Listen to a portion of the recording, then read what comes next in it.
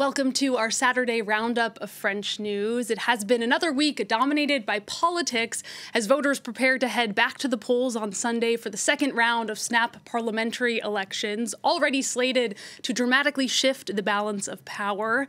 Now, here on France 24, we are in a period of electoral silence, meaning we cannot discuss parties or politics until the final polls close at 8 p.m. local time on Sunday. We can say that the campaign has been marked by tension and violence. According to France's Interior Ministry, 51 candidates or political activists have been attacked in just 3 short weeks of campaigning.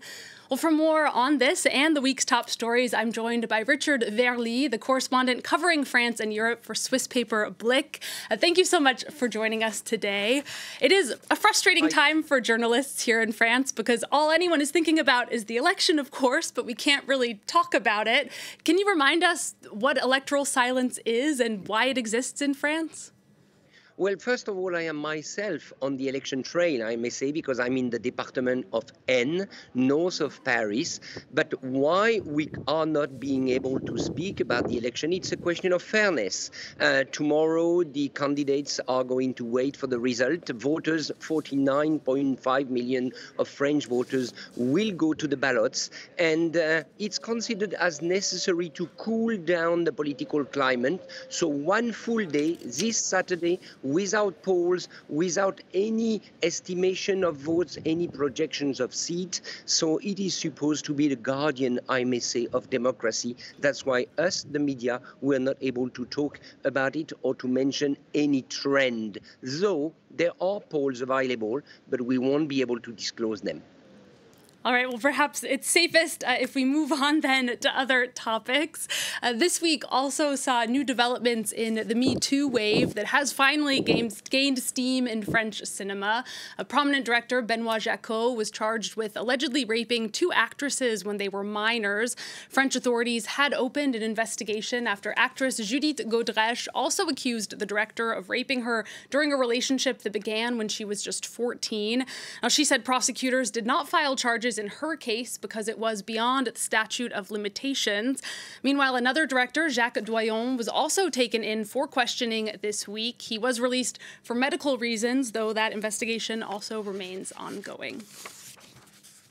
And meanwhile, the Olympics continue to dominate headlines, with the Paris Games now less than 3 weeks away. And the Seine River finally passed a water quality test this week. It is, of course, due to host outdoor swimming events, and organizers have no plan B. We're going to go back to you, Richard. Is the Seine's newfound cleanliness perhaps a good omen? Do you think Paris is ready for these Olympic Games?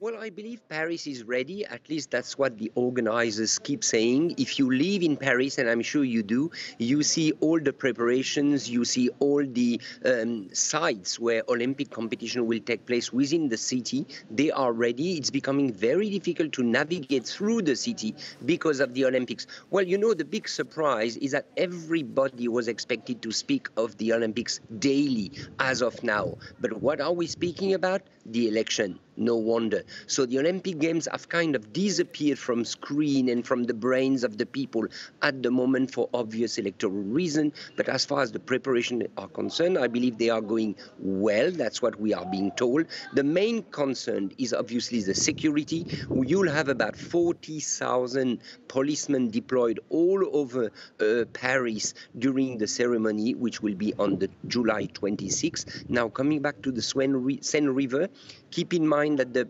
Paris mayor, Anne Hidalgo, has promised to swim in the Seine before the Olympics. So far, she has not done so. She has not given a new date. She was supposed to do that on the 23rd of June, but I'm sure she will be ready soon in a swimsuit, and I wonder whether you're going to join her.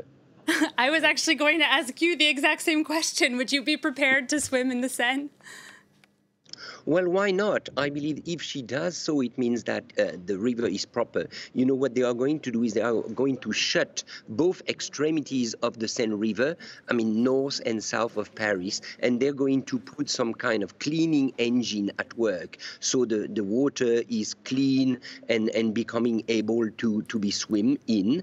Now, the big question is what happens if you have heavy rains, because the reason for the delay and the reason why Anne Hidalgo did did not swim yet in the Seine is because there were so much rain, the volume of the Seine River was too big, too high. So now we're expecting some dry climate. So obviously and hopefully it's going to be better.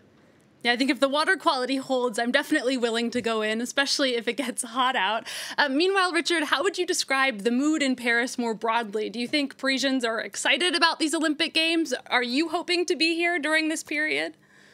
Well, I'll be here for sure, as most of the foreign correspondents, though we are going to be joined by our sports editor and sports team from every newspaper around the globe. It's going to be a fantastic event. That's what we are being told. Now, coming back to the mood, well, let's say the truth. The mood at the moment is not a sporting mood. We are in a political mood. There are a lot of wonder. People are wondering what's going to happen next, meaning after this Sunday evening. I expect things to pick up around the 14th of July, French Bastille Day, French National Day, and I expect the period between the 14th of July to the 26th to be back at Olympics. Yeah, I will say that other people, I think, are also concerned. A lot of Parisians about the transport situation. That's a major concern. For French football fans, though, I think we can say the sporting event of the summer is already underway in Germany. Now, that's where the European Football Championship has been taking place. And Les Bleus have made it through to the semifinals. They will face Spain on Tuesday. That's after beating Portugal on penalties on Friday, while France still has yet to prove they can score goals during official match time. Well, the victory did act as somewhat of a revenge for the 2016 Euro final that France lost to Ronaldo's Portugal on home soil. Caitlin Kelly brings us some reactions from French fans. On est en demi! On est en demi! Scraping through at the 11th hour, France has qualified for the Euro semi-finals after a long match against Portugal. But for 120 minutes, fans were on the edge of their seats. On a attendu, y a rien qui s'est passé. We waited. Nothing happened. In the end, it came down to a penalty shootout. It's magnificent. Didier Deschamps does what he does. Spain is going to be difficult, but we're a great team. Allez les Bleus! A tight match right to the end, the penalty shootout left fans in suspense. We were better on penalties, but fair play.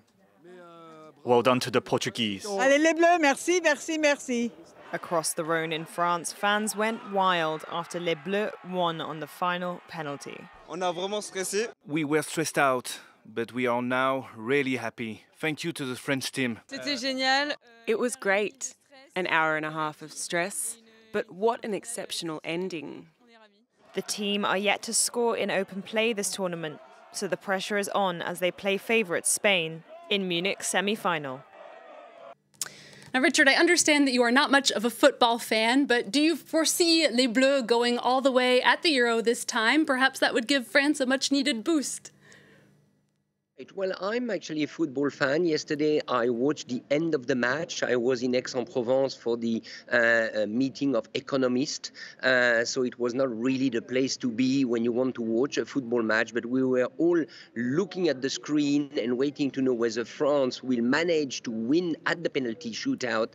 Because so far, they had a number of bad surprises when it came to that precise moment. You remember last Euro, it was Switzerland, my country, who eliminated France at the penalty shootout. So now I believe they are on the way. They know that it's going to be a tough moment against Spain. But yes, you spoke about the omen. It's clearly a good omen before the Olympics. And I believe that's what France needs at the moment. I absolutely agree. I imagine you're also going to be keeping a close eye on Switzerland's game coming up today. Next, an update on the world's most glamorous windmill. The iconic Moulin Rouge has been without its signature spinning sails after they inexplicably collapsed 2 months ago. Now, this Friday, as you see, they were replaced and inaugurated with a great fanfare. Richard, this is quite a big celebration for, a windmill. What makes the Moulin Rouge so intriguing, in your opinion? Well, the Moulin Rouge is Paris. Its reputation goes back to the painter Toulouse-Lautrec. You know, you remember all these drawings of French cabaret, and it was the iconic place in the 30s as well. So I believe that the fact that the Moulin Rouge is getting back on track right before the Olympics at that precise moment is a good sign. Whatever you do, whatever happens, Paris will always be Paris. I absolutely agree. I'm excited to see the windmill up and looking its best again. Richard, thank you again so much for joining us.